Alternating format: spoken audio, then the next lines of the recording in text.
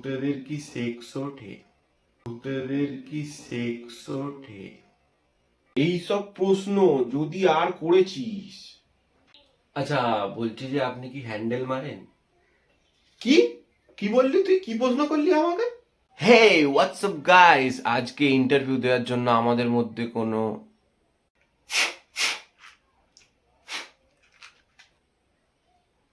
কোনো মানুষ নেই।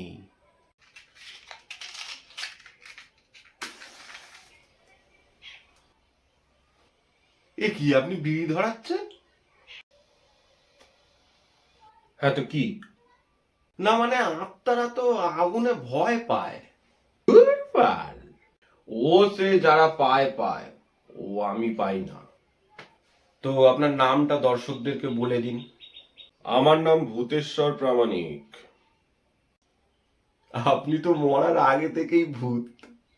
এক্ষুনি যদি তোর ডিম দুটো ফাটিয়ে দিই কেমন হবে? এমা কেন, কি হয়েছে? আচ্ছা আর করবো না বাবা। আচ্ছা, আপনি কি ভূত? আমি মামদো ভূত ভাই। আমদভূত মানে ঠিক ব্যাপারটা বুঝলাম না। মানে আপনার, মানে আপনি মানে কি, আপনার খাসিয়াত কি আছে? দেখ, মামদভূত মানে হলেই খালি গায়ে থাকা, ঠিক আছে, আগুন ফাগুন ভয় না পাওয়া। আমার অ্যাকচুয়াল ইচ্ছা ছিল কঙ্কাল হওয়ার। কেন? কঙ্কাল হলে কি ফায়দা? না, ফায়দা কিছু তেমন একটা নেই রে, তবে একটা ফর্মা আছে, এটা দেখতে ভালো লাগে। আচ্ছা, আপনি মারা গেছিলেন কিভাবে যদি একটু বলেন।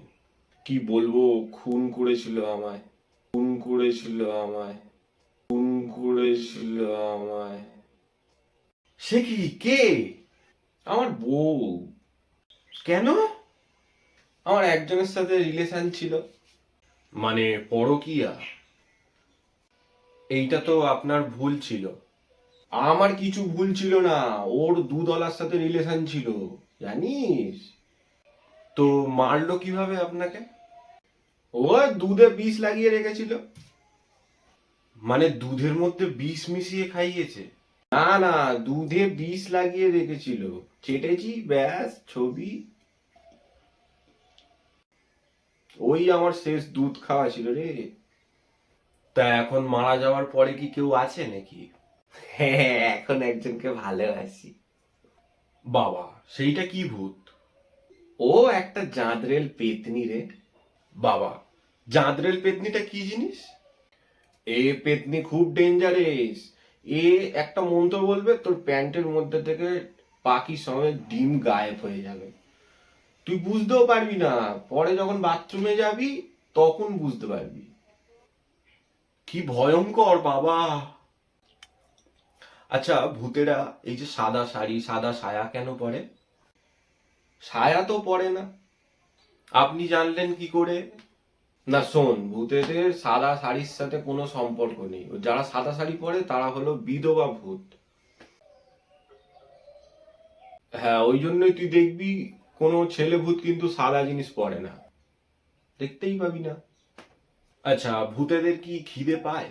না না না না না, এটা সম্পূর্ণ ভুল কথা। মারা যাওয়ার পরে খিদে ঘুম ওসব কিছু পায় না। আচ্ছা, বলছি যে আপনি কি হ্যান্ডেল মারেন? কি কি বললি তুই? কি প্রশ্ন করলি আমাকে? না না না না, দাদা পাবলিক ডিমান্ড ছিল, পাবলিক ডিমান্ড ছিল, সরি সরি সরি। কোন পাবলিক রে এইসব জানতে চায়?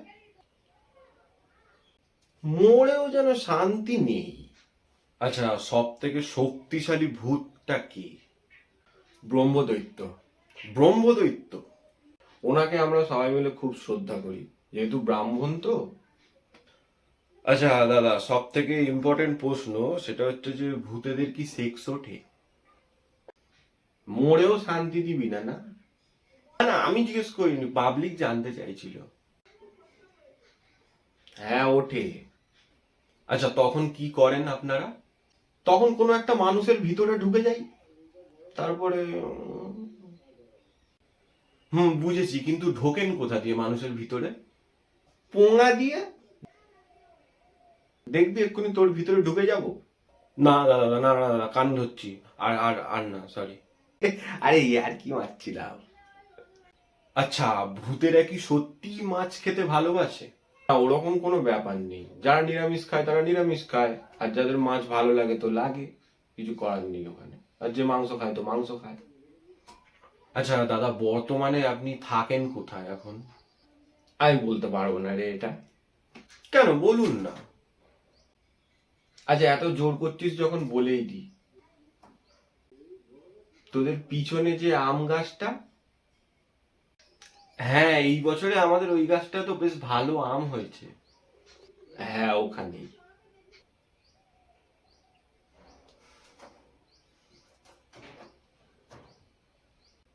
ওখানে কেন দাদা, আরো তো অনেক জায়গা আছে।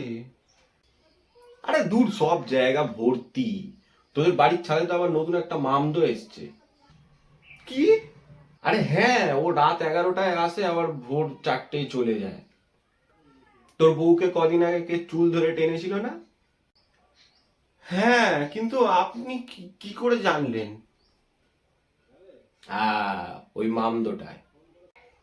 না না দাদা, আমার বউকে কেন দাদা, আমার বউকে ছেড়ে দিন না দাদা। ও, তোর বউকে খুব পছন্দ করে। প্লিজ ওকে একটু বারণ করে দেবেন, আমার তো এই একটাই বউ, আমার খুব ফাটছে দাদা, খুব ফাটছে আমার। বেশি ফাটলে আমি ঢুকে যাব, তারপর একটা তুই জানিস।